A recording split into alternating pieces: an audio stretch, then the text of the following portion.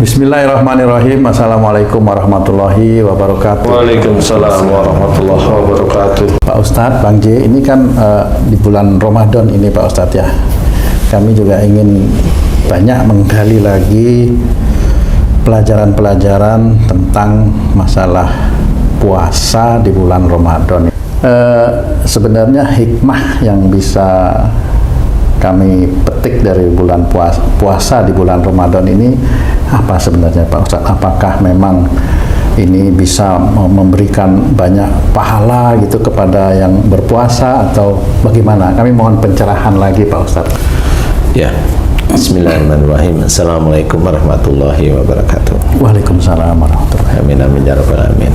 Ya, sebenarnya orang berpuasa itu agar bertakwa kepada Allah Ta'ala. Ya.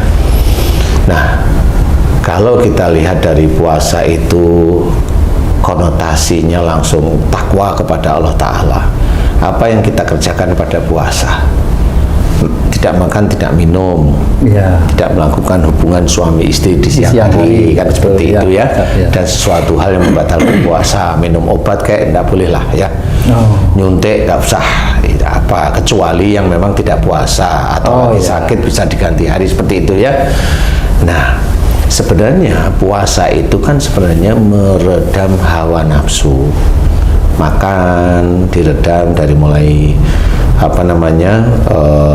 sahur atau pas subuh, sebelum subuh sampai maghrib, dan itu ada waktunya. Nah, yang diredam itu apa selain makan dan minum? Nah, banyak termasuk nafsu hasrat ya. Kemudian nafsu apalagi nafsu makan, keinginan. Kemudian termasuk apalagi yang di nafsu syahwat ini, nafsu syahwat tadi itu sih ya. Maksudnya nafsu yang berhubungan dengan keinginan, macam-macam keinginan ya, macam-macam keinginan. Kemudian ego, keinginan pribadi yang harus dipenuhi seperti itu. Jadi nggak harus ke syahwat. Itu kan sebenarnya nafsu yang harus diredam dan diredam sama dikendalikan. Nah, kalau orang itu bisa mengendalikan nafsu di bulan Ramadan, itu dianggap takwa oleh Allah Ta'ala. Nanti hasilnya tergantung orang masing-masing. Seperti umpamanya orang di bulan Ramadan jarang emosi, jarang marah, ya kan? Makanya di situ ceritakan la taktub walakal jannah. Jangan marah bagimu surga. Dan banyak hal, umpamanya dia tidak uring-uringan, tapi kalau memang di rumah itu masih uring-uringan, ya sebenarnya apa yang diharapkan oleh orang tersebut yang berpuasa tidak didapatkan nanti di akhirat. Jadi memang tidak membatalkan puasa, tetapi itu yang dikerjakan makruh. Mengurangi pahala puasanya. Sangat mengurangi pahala puasanya, karena itu langsung diadu dengan marahnya dia, diadu dengan macam-macam di situ istilahnya. Jadi janganlah kita melakukan hal tidak baik. Nah, meredam nafsu ini macam-macam. Yang seperti yang diajarkan oleh Rasul, yang saat ini saya mencoba memberikan pelajaran kepada saudara-saudara kita semuanya. Jangan marah. Nanti kalau marah kamu bisa sakit. Tekanan marah bicara di sini, tekanannya tinggi, kamu bisa batuk. Kamu melihat sesuatu, kamu mikir dengan jengkel, pilek. Kan gitu ya. Nah, kalau kamu sering eyel-eyelan, tidak mau menerima nasihat, nanti vertigo. Itu kan sebenarnya proses aja dari Allah Ta'ala. Nah, semua yang dikerjakan oleh orang yang berpuasa, oleh orang muslim yang berpuasa ini, sebenarnya nafsu yang harus dikendalikan.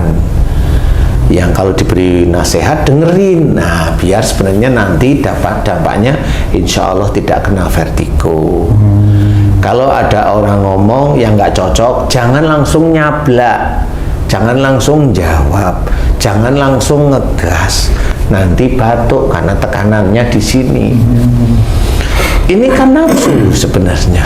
Termasuk nafsu marah yang disimpan. Jangan marah yang disimpan bengkak jantung. Gak usah marah. diem, ada masalah diem, nggak pernah ngomong, gagal ginjal, nanti ginjalnya rusak. Banyak hal yang bisa dikerjakan di dalam orang berpuasa. Nah, kalau saya mengerjakannya, meredam nafsu, mengendalikan nafsu itu di semua hari, tidak di bulan Ramadan saja. Sehingga kalau di bulan Ramadan itu dampaknya itu bertakwa, karena memang dipaksa oleh Allah Ta'ala berpuasa. Kalau di hari yang lain itu kita itu dengan sendirinya sadar, tidak melakukan emosi, marah, kaku hati, ngeyel, keminter, sombong, ujub, riak dan sebagainya.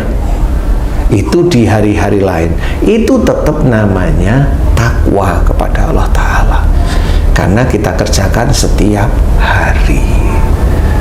Nah, ketakwaan itulah yang nanti dinilai oleh Allah Ta'ala, sehingga itu bisa masuk kategori amal soleh, karena kita ngerjakan niatnya lillahi ta'ala. Saya niat lillahi ta'ala, tidak mau marah, mulai hari ini tidak mau marah lagi. Kalau ada persoalan, diselesaikan dengan baik, dengan diskusi, dengan komunikasi yang baik. Kita mengamalkan wasyawirhum fil amri, musyawarahlah kamu dalam segala urusan dunia. Kita urusan dunia, musyawarah yang baik, jangan eyel-eyelan. Nah, itu sama dalam melakukan pekerjaan lillahi ta'ala, jangan nyuri. Loh, itu kan lillahi ta'ala, nggak boleh nyuri. Sudah sholat, sudah berdoa, minta pekerjaan halal thayyib, masih nyuri. Loh, itu kan namanya itu munafik dia di hadapan Allah. Munafik beneran. Jadi dia doanya dengan apa yang dia kerjakan itu tidak sinkron, sehingga dia sekian puluh tahun dia bekerja di situ, isinya cuma nyuri saja. Ya, sekian puluh tahun dia hidupnya sia-sia. Yang dikatakan ibadah yang mana? Wallahu alam yang mana? Sholatnya wallahu alam, nggak bisa jawab akhirnya. Puasanya walau mau di bulan puasa dia tetap nyuri aja, nyuri aspal, nyuri gedung, agregat, split, batu, ini. Jadi nggak ngaruh itu puasa. Nggak ngaruh puasanya. Nah, di sini harus difahami bagi orang-orang yang kerja di BUMN yang memang bisa, ya begitulah, silakan puasa. Mana yang pengaruh? Dia hanya punya dapat lapar dan hausnya saja.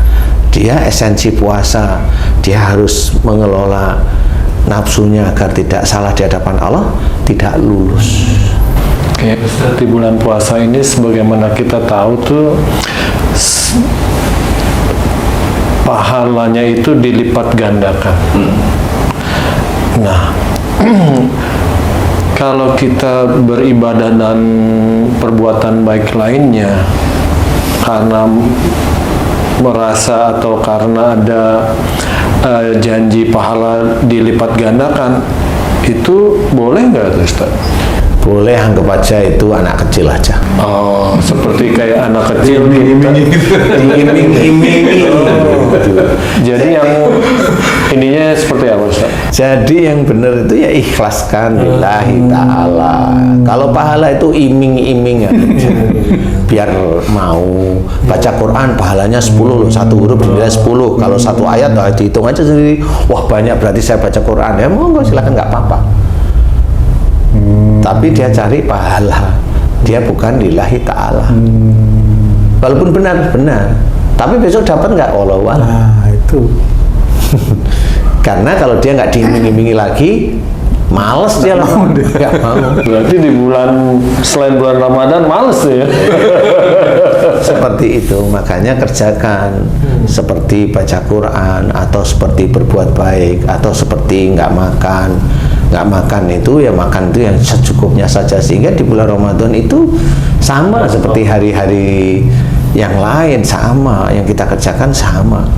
Memang nggak hobi marah, memang biasa bersedekah. Kalau orang bersedekah di bulan Ramadan dibesar-besarin, orang Muslim itu masih banyak kok. Dia hanya bersedekah di bulan Ramadan agar besar pahalanya. Boleh nggak? Boleh. Tapi nanti besar apa enggak itu urusan Allah aja.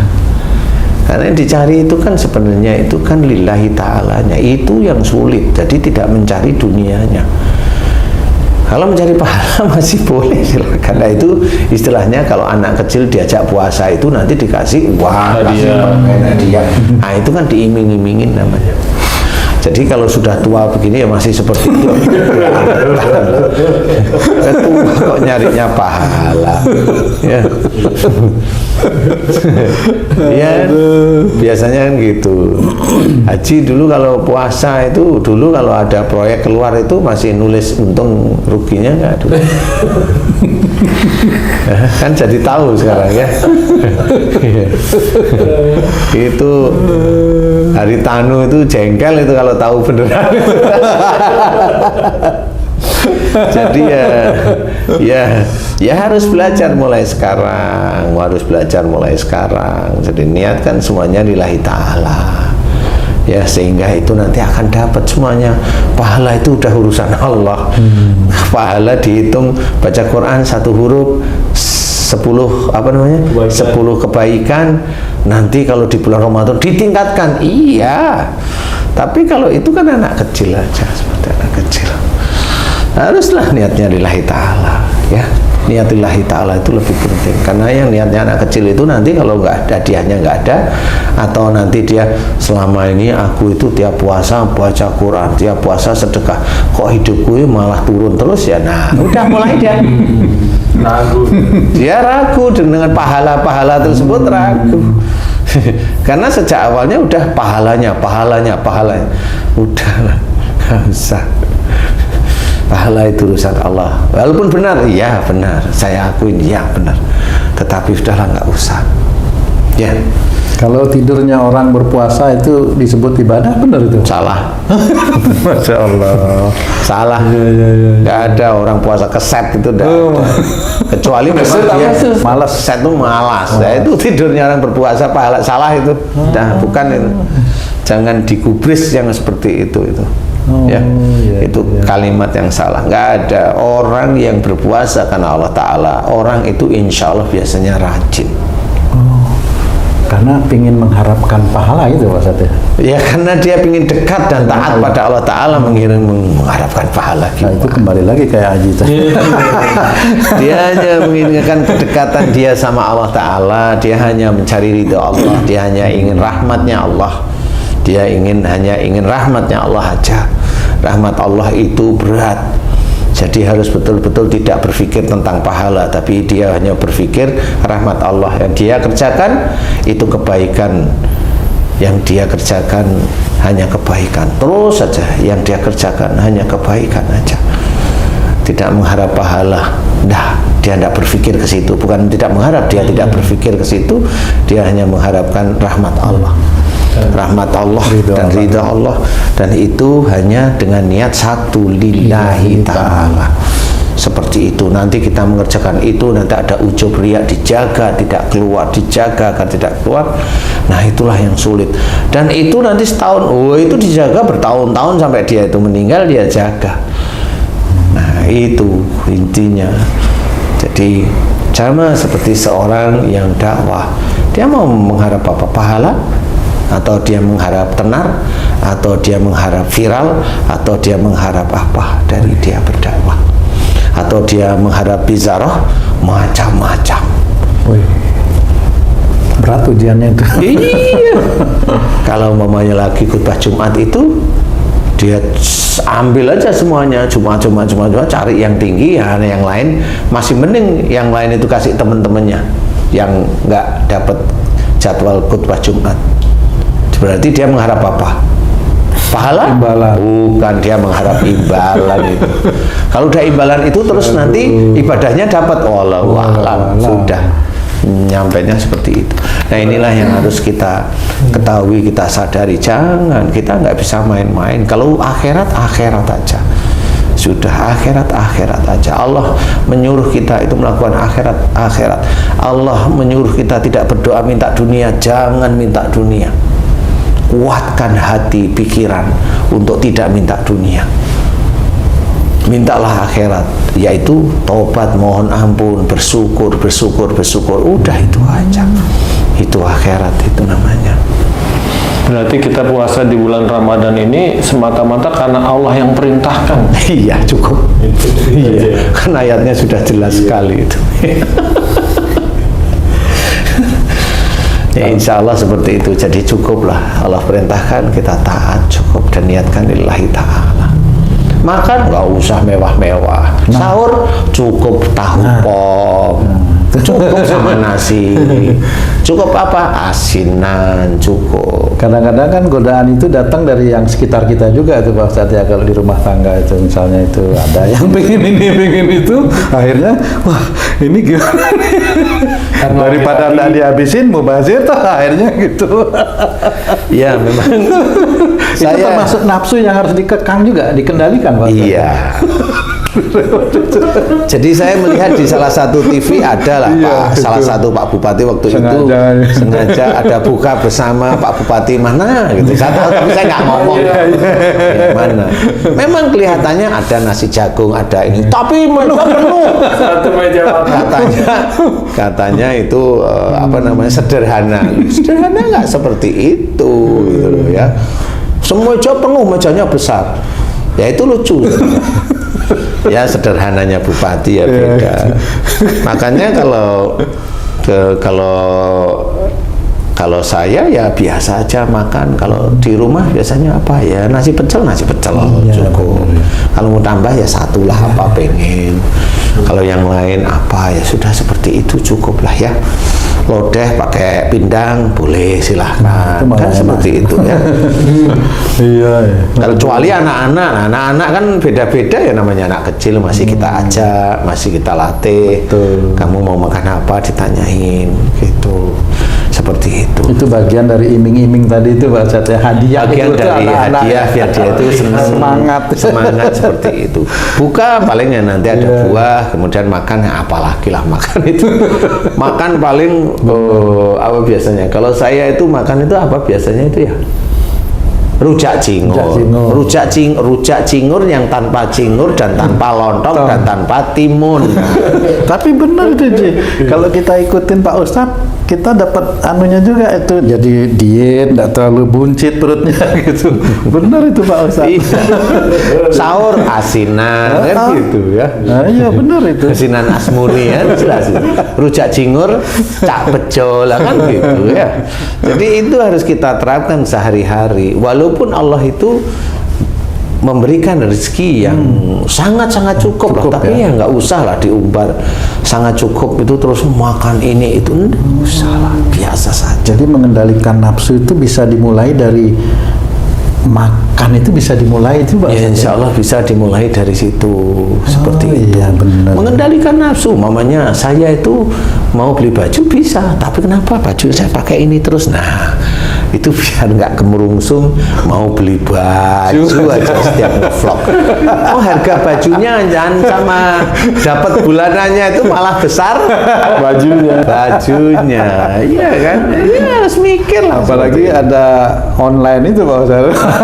Itu tiap hari lihat. itu bisa belajar dari situ. Nah disitulah mulai Allah itu menilai melalui malaikat raqib lah, atid lah, atau hafazalah, menilai kita. Ini orang nggak suka buang-buang uang, dia uang ditabung, dibuat untuk sedekah, untuk ini, untuk ini. Disitulah malaikat itu nanti akan menyampaikan kepada Allah Ta'ala. Sehingga dari situ mulai Allah mengatur urusan-urusan pekerjaan kita, urusan-urusan rezeki kita. Itu diatur oleh Allah Ta'ala seperti itu. Kalau memang dia hobinya boros, coba sekarang kamu tuh yang sering melihat saya makan, ya. Saya sering makan daging kambing nggak? Waduh, nggak pernah. Loh Pak Ustadz itu makannya kan tadi udah bener rujak cingur. Saya Ramadan ngikutin Pak Ustadz gitu, mau ikut Pak Ustadz buka dengan rujak cingur, sahur tahu pong. Saya aja nggak kuat itu. Saya mikir nih kuat nggak puasa sehari ini. Tapi kalau mau dicoba diikutin Pak Ustadz, ternyata kuat juga Pak Ustadz. Iya. Yang nyebabin kuat itu sebenarnya apa sih itu? Yang Saya juga menyebabkan bingung. kuat itu satu, niatkan karena Allah Ta'ala. Kalau niat karena Allah Ta'ala, insya Allah enggak kok mati mendadak. Enggak. Kayaknya kalau saya cuman karena malu aja sama Pak Ustadz. Salah ya Pak Ustadz? Insya Allah. Ya, jadi di situ yang harus dipelajari. Jadi intinya adalah harus belajar. Mengekang nafsu itu di semua lini. Nafsu itu di semua lini, semuanya. Di fitnah nggak usah dibales, di ini nggak usah dibales. Loh, berarti Pak Ustadz takut? Enggak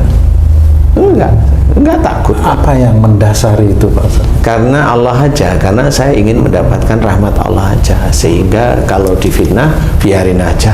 Wong dia juga nggak pernah ngomong sama saya, kan biarin aja.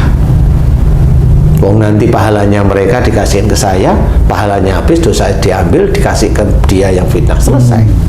Apalagi yang mau dicari? Itu enak nggak? Menurut saya itu sangat enak sekali menurut saya. Itu sangat enak sekali, itu akhirat semua yang diberikan oleh Allah Ta'ala sebenarnya. Nah itu yang menjadikan dasar. Ayolah kita kerjakan akhirat, jangan hanya ngurusi dunia. Ngurusi dunia kerja, ayo kerja, kan gitu. Tapi kerjanya pun harus akhirat. Tidak dolim kepada karyawan-karyawan, tidak dolim kepada karyawan, tidak. Harus senyum dengan karyawan, tidak merasa kita pimpinan seperti itu. Ya harus kita buktikan. Ternyata Seperti itu. banyak hal yang harus kita redam kalau mau kita mengatakan kerja itu menjadi ibadah. Jadi tidak hanya sekedar slogan kerja kan ibadah, tapi ngawur itu juga tapi nggak dalam bisa, kerja ya. sehari-hari ngawur lah. Ya itu kan cuma slogan. Masalah cuma slogan. Lah kalau setiap kita ibadah kan niatnya karena Allah. Itu kan mulutmu aja sebenarnya. Enggak, sehari-hari enggak bisa seperti itu. Jadi orang yang koar-koar seperti itu malah biasanya kosong. Kosong. Suruh aja dia doain sesuatu, kan blong biasanya. Blong. Iya, doanya hafalan dia. Nah, akhirnya ya blong semua. Nah, kita harus belajar, mudah-mudahan di bulan Ramadan itu betul-betul untuk pelajaran beneran. Setiap harinya di luar bulan Ramadan yang kerjakan sama seperti di bulan Ramadan, sehingga itu betul-betul dianggap takwa oleh Allah Ta'ala. Kalau kita takwa setiap saat, tidak hanya di bulan Ramadan, di bulan yang lain, nah mudah-mudahan nanti rahmat Allah itu diberikan kepada kita. Nah rahmat Allah inilah yang nanti yang akan kita ketahui nanti di akhirat, bahwa seorang muslim yang bisa masuk surga itu bukan karena sholatnya, bukan karena sedekahnya, bukan karena dia itu patuh pada pimpinan, bukan, karena rahmat Allah. Nah, rahmat Allah dari mana? Dari ketakwaan kita. Oh, balik lagi ya. Iyalah. Mana rahmat Allah, tiba-tiba Allah memberikan rahmat orang muslim yang mati, yang dulunya nggak pernah sholat. Nggak mungkin seperti itu, udah nggak mungkin. Kalau ada cerita dulu, ada cerita ini orang nggak pernah sholat, nggak pernah ini, tapi dia masuk surga, mana? Surga itu nggak ada penghuninya. Sekarang jangan ngarang kamu, kan gitu ya. Jangan ngarang, surga itu belum ada penghuninya. Cerita itu hanya cerita aja menurut saya.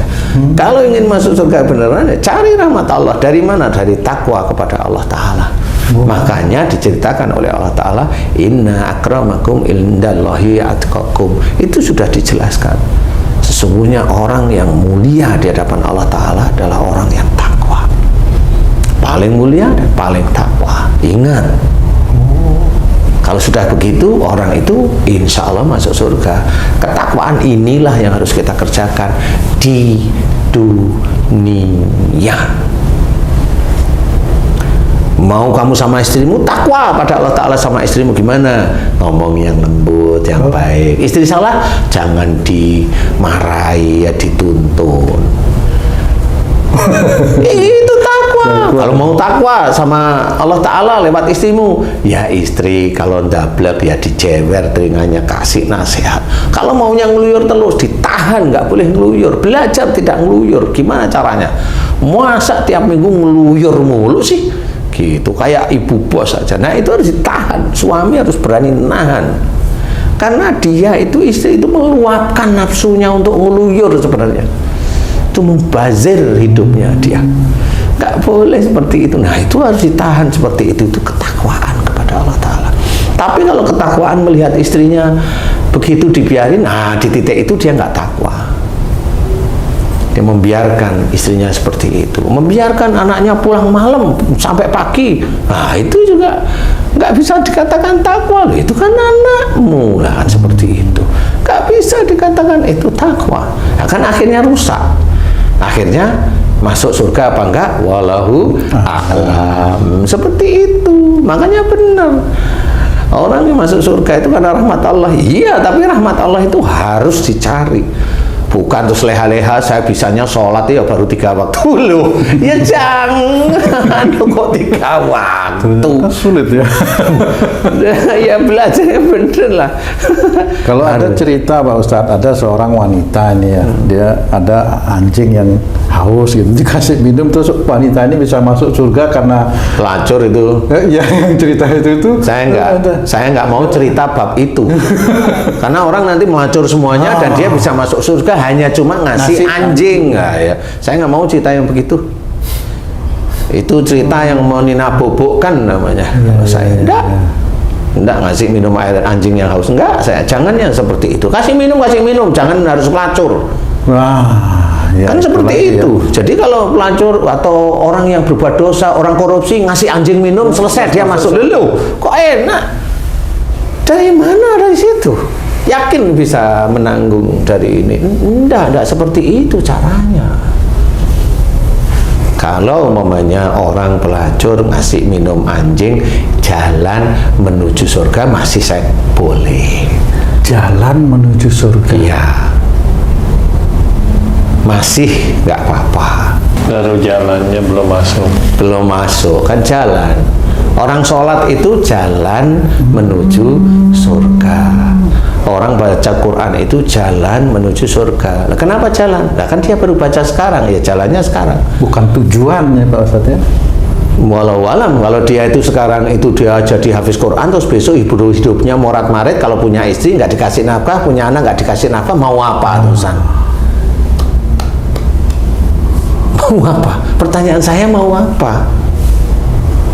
Nyalah-nyalain nanti itu dia. Lah saya maunya begini, kalau kamu jadi istri saya ya begini ini. Lah kan sakit hati digituin. Lah kan butuh anak, butuh ini. Nah, itu kan dolim namanya. Kan gak bisa seperti itu. Gak bisa. Dan itu yang menilai Allah, bukan saya. Saya hanya memberikan gambaran aja. Memang bisa. Memang sampai kan begitu, nggak bisa. Itu jalan menuju surga. Iya semua. Kamu punya istri ya jalan menuju surga kalau kamu paham. Artinya jalannya pun juga harus baik. Nah, gitu. kan harus. Makanya puasa itu kan jalan menuju surga juga, itu unsur takwa. Makanya takwa itu di puasanya. Kalau enggak ya selesai, dia nggak lulus. Nggak bisa lulus. Makanya istiqomah itu penting. Jadi jangan di bulan Ramadan aja berpuasa, ya di bulan yang lain juga berpuasa. Puasa paling tidak puasa nafsu itu harus dikekang, harus dikendalikan yang baik. Itu namanya taat pada Allah Ta'ala itu insya Allah. Wallahu a'lam. Alhamdulillah, Masya Allah. Gimana Perjuangan berat. Oh iya ya. Masya Allah. Terima Harus kasih banyak. dijalani ya. Ya harus kita jalani terus ya Pak Ji ya. Terima kasih banyak Pak Ustadz, ilmunya bermanfaat sekali ini. Mudah-mudahan kita bisa menjalankan dan mempraktekkannya. Amin. Amin. Sahabat beriman dan para pemirsa dimanapun berada, alhamdulillah pencerahan dari guru kita mudah-mudahan ini sangat bermanfaat untuk kita semua, bisa meningkatkan keimanan dan ketakwaan kita kepada Allah. Bagaimana kita bisa memunculkan keikhlasan dan hanya mengharap ridha Allah semata. Terima kasih atas perhatiannya. Wassalamualaikum warahmatullahi wabarakatuh. Waalaikumsalam warahmatullahi wabarakatuh.